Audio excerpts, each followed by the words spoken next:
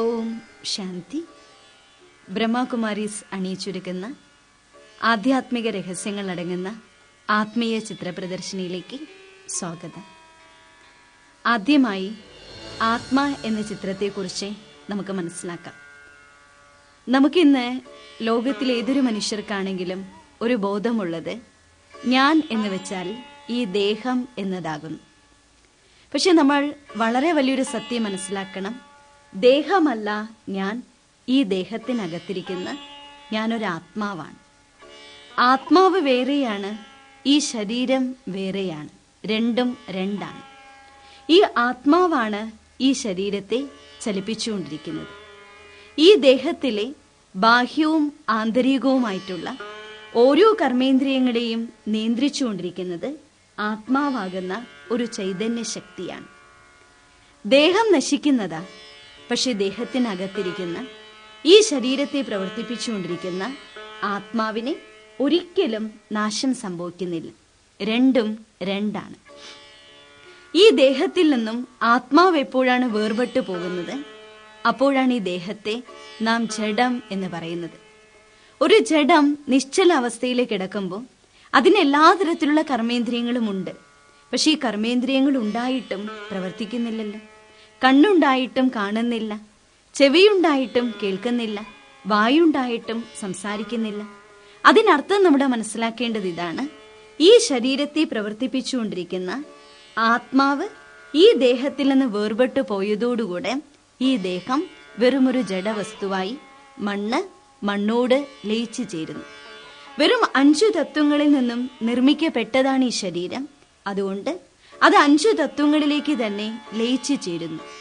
പക്ഷേ അനശ്വരമായിരിക്കുന്ന ആത്മാവിനെ വാളുകൊണ്ട് വെട്ടിമുറിക്കാനോ, അഗ്നിയിലിട്ട് ഭസ്മീകരിക്കാനോ, കാറ്റത്തിട്ട് ഉണക്കുവാനായിട്ടോ, വെയിലത്ത് വെച്ച് വാട്ടുവാനോ, വെള്ളത്തിലിട്ട് അലിയിച്ചു ചേർക്കുവാനോ സാധിക്കില്ല. ആത്മാവ് അനശ്വരമായൊരു ശക്തിയാണ്. ഈ അനശ്വരമായ ശക്തിയായ ആത്മാവിനെയാണ് ഞാൻ എന്ന ശബ്ദം കൊണ്ട് ഉദ്ദേശിക്കുന്നത്. ഞാൻ ഒരിക്കലും ദേഹമല്ല, ഞാനെന്ന് വെച്ചാൽ ആത്മാവാണ്. ഈ ആത്മാവ് നമ്മുടെ ശരീരത്തിൽ ഇരിക്കുന്നത് ഇരുപുരുകങ്ങളുടെയും മധ്യമായിരിക്കുന്ന ഭ്രുകുടി അല്ലെങ്കിൽ ഭ്രൂമധ്യത്തിലാണ് ആത്മാവിന്റെ സ്ഥാനം. ഈ ഭ്രൂമധ്യത്തിൽ ഇരുന്നു കൊണ്ട് ആത്മാവ് ഈ ശരീരത്തെ മുഴുവൻ നിയന്ത്രിച്ചുകൊണ്ടിരിക്കുകയാണ്. അതുകൊണ്ടാണ് പണ്ട് മുതൽക്ക് തന്നെ തിലകം തൊടുന്നതിന് വേണ്ടിയിട്ട് പോലും തിരുനെറ്റിയിലാണ് സ്ഥാനം കൊടുത്തിരിക്കുന്നത്. ആത്മാവാകുന്ന ചൈതന്യ ശക്തിയുടെയും ഞാൻ ആത്മാവാണെന്നുള്ള ബോധം നമ്മുടെ ഉള്ളിൽ ഉണ്ടാക്കിയെടുക്കുന്നതിന് വേണ്ടിയിട്ടാണ് ഭാരതീയ സമ്പ്രദായ പ്രകാരം പണ്ട് മുതൽക്ക് തന്നെ ഈ തിലകം ചാർത്തുന്ന ഒരു സമ്പ്രദായം തുടങ്ങിവെച്ചത്.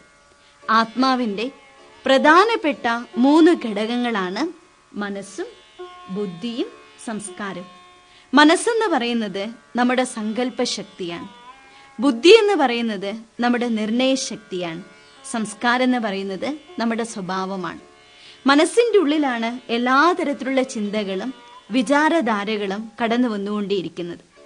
ബുദ്ധി എന്ന് പറയുമ്പോൾ ഏതൊരു സാഹചര്യത്തെയും ഏതൊരു വസ്തു വ്യക്തി വൈഭവങ്ങളെയും വേർതിരിച്ചറിയുന്നൊരു കഴിവാണ് ബുദ്ധി എന്ന് പറയുന്നത്. സംസ്കാരം എന്ന് പറയുന്നത് നമ്മുടെ തന്നെ സ്വഭാവം എന്ന് വെച്ചാൽ നമ്മൾ ഓരോ മനുഷ്യരും ഏത് തരത്തിലുള്ള കർമ്മമാണോ ചെയ്യുന്നത് അത് നന്മയുടേതാകാം തിന്മയുടേതാകാം. ഈ നന്മ തിന്മയുടെ എല്ലാ തരത്തിലുള്ള റെക്കോർഡിങ്ങും ആത്മാവിലാണ് അടങ്ങിയിരിക്കുന്നത്.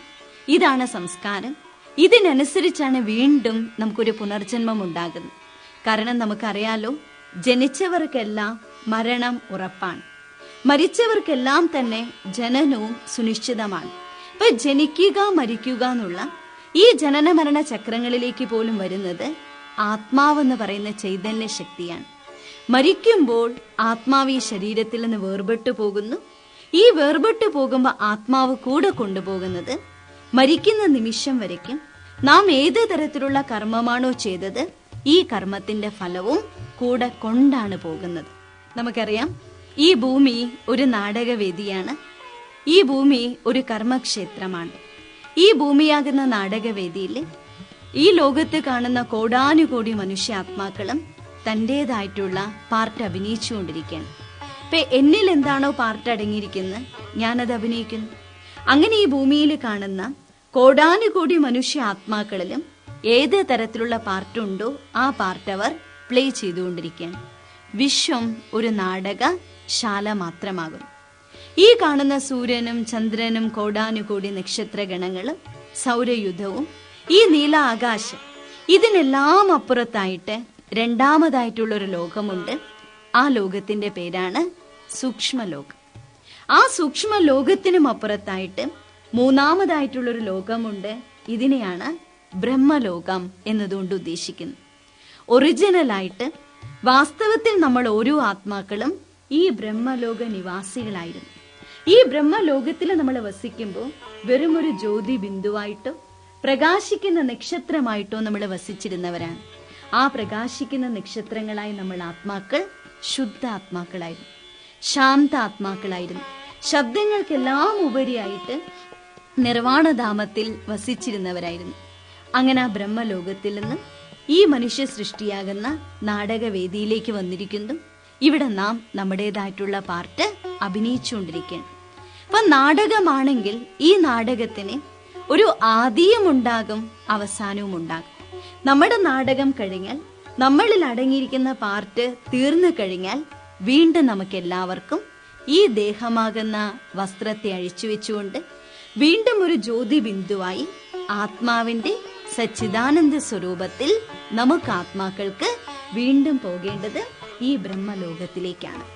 ഇതേ ബ്രഹ്മലോക നിവാസിയാണ് സകല ആത്മാക്കൾക്ക് നാഥനായിരിക്കുന്ന പരംപിത പരമാത്മാവ് വസിക്കുന്നത്. രൂപത്തിൽ പരമാത്മാവും ആത്മാവ് ഏതുപോലെ ജ്യോതിയാണോ പ്രകാശമാണോ അതേപോലെ തന്നെ പരമാത്മാവും നിരാകാരനാണ്. രൂപത്തിൽ നിരാകാരനാണെങ്കിലും സർവഗുണങ്ങളാലും സർവശക്തികളാലും സാഗര സമാനമാണ് ഈശ്വരൻ. അതുകൊണ്ടാണ് ഈശ്വരന്റെ മഹിമ ഇങ്ങനെ പറയാറുണ്ട്, സർവശക്തനാണ്. ഈ പ്രപഞ്ചത്തിന്റെ മുഴുവൻ നെറുകയിലിരിക്കുന്ന ഏറ്റവും ഉയർന്ന ശക്തി പരമാത്മാ ശക്തിയാണ്. ആ പരമാത്മാ ശക്തിയുടെ മംഗളനാമമാണ് ശിവൻ എന്നുള്ളത്. ഗുണവാചക നാമമാണ്, കർത്തവ്യവാചക നാമമാണ്. ഭഗവാൻ ഈ ഭൂമിയിലേക്ക് വന്ന് ഭഗവാൻ എന്തെല്ലാം കർത്തവ്യങ്ങൾ ചെയ്തിട്ടുണ്ടോ ഈ കർത്തവ്യങ്ങളുടെ ആധാരത്തിലാണത്രേ പരമാത്മാവിന് പോലും നാമമുണ്ടാകുന്നത്. നമുക്കറിയാം, പരമാത്മാവിനെ കുറിച്ച് പാപകടീശ്വരൻ എന്ന് പറയും, വിശ്വനാഥൻ എന്ന് പറയും, സോമനാഥൻ എന്ന് പറയും. അതിനർത്ഥം ഈ ലോകത്തിൽ എല്ലാറ്റിലും ഉപരിയായിട്ടുള്ള ഒരു ശക്തി പരമമായ ആത്മാവാണ്, ശിവ ഭഗവാനാകുന്നു. നമ്മൾ അഭിനയിച്ചുകൊണ്ടിരിക്കുന്ന ഈ സൃഷ്ടി നാടകം, ഈ സൃഷ്ടി നാടകത്തിന് 4 ഭാഗങ്ങളാണുള്ളത്. ഈ 4 ഭാഗങ്ങളിലെ ആദ്യത്തെ ഭാഗമാണ് സത്യയുഗം, രണ്ടാമത്തെ ഭാഗമാണ് ത്രേതായുഗം, മൂന്നാമത്തെ ഭാഗമാണ് ദ്വാപരയുഗം, 4ാമത്തെ യുഗമാണ് കലിയുഗം. ഈ 4 ഭാഗങ്ങളോ അഥവാ 4 യുഗങ്ങളുടെയോ അവയെ പോലും വേർതിരിച്ച് വെച്ചിരിക്കുന്നത് മനുഷ്യന്റെ ഉള്ളിൽ കിടക്കുന്ന ഗുണങ്ങളുടെ അടിസ്ഥാനത്തിലാണ്. എന്തെന്നാൽ ഒരു കാലത്ത് ഈ ലോകം സത്യയുഗമായിരുന്നത്രേ.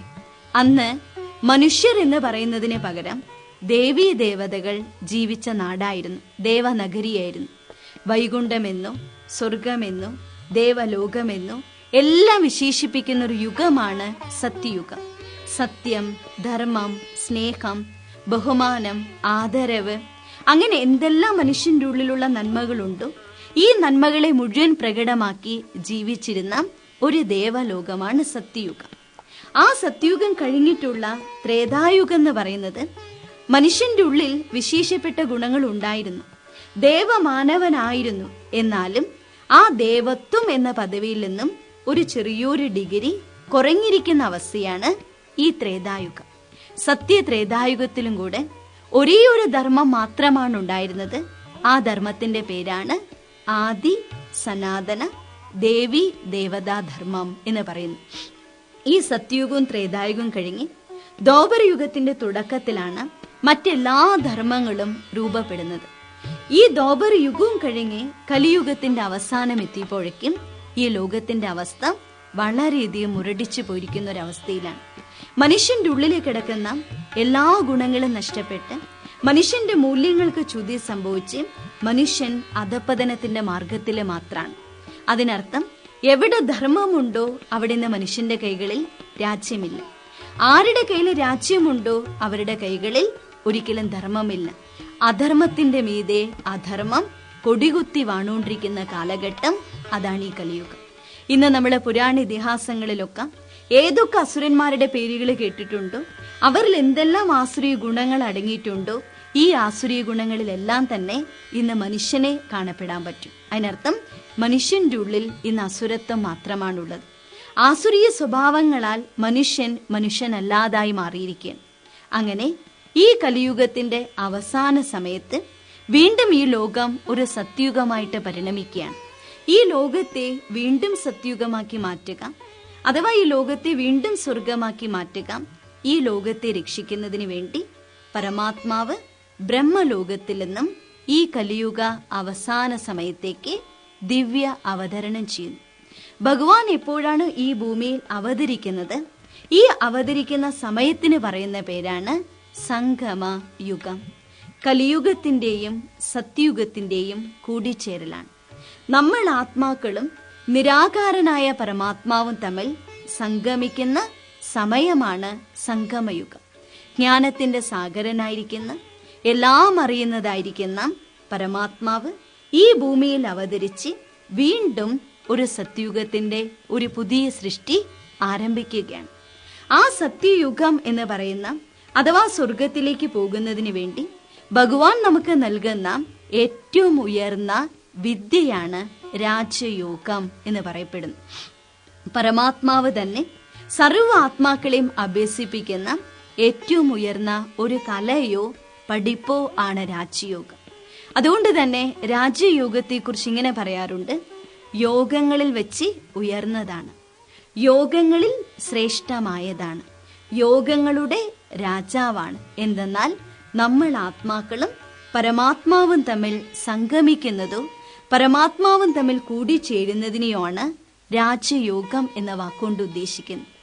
നമ്മൾ എത്രമാത്രം നമ്മുടെ സാധാരണപ്പെട്ട ജീവിതത്തിൽ ഈ രാജയോഗത്തിനെ സ്വയത്തമാക്കുന്നുവോ അത്രയും നമ്മുടെ അന്തരാത്മാവിൽ ഉറങ്ങിക്കിടക്കുന്ന അനേക ശക്തികളെ വീണ്ടും നമുക്ക് ഉണർത്തിയെടുക്കാനായിട്ട് സാധിക്കും. ആത്മാവിനെ പാപത്തിൽ നിന്ന് മുക്തമാക്കാൻ പറ്റും. ആത്മാവിനെ പവിത്രവും ശുദ്ധവുമാക്കി തീർക്കാനായിട്ട് സാധിക്കും. ആത്മാവിൽ എന്തെല്ലാം അഴുക്കുണ്ടോ, മാലിന്യങ്ങളുണ്ടോ, ഈ മാലിന്യങ്ങളെല്ലാം ശുദ്ധീകരിച്ച് ബ്രഹ്മലോകത്തിലെ നാം എങ്ങനെ വസിച്ചിരുന്നുവോ അതേപോലെ ശുദ്ധ ആത്മാക്കളായിട്ട് മാറുന്നു. പക്ഷെ വീണ്ടും പവിത്രവും ശുദ്ധവുമായി തീരുന്നത് ഒരേ ഒരു മാർഗത്തിലൂടെ മാത്രമാണ്, രാജയോഗം. കാരണം ഈ രാജയോഗമാണ് പരമാത്മാവിനെ സത്യമായ രീതിയിൽ ഓർമ്മിക്കാനുള്ള വിദ്യ എന്ന് പറയുന്നത്.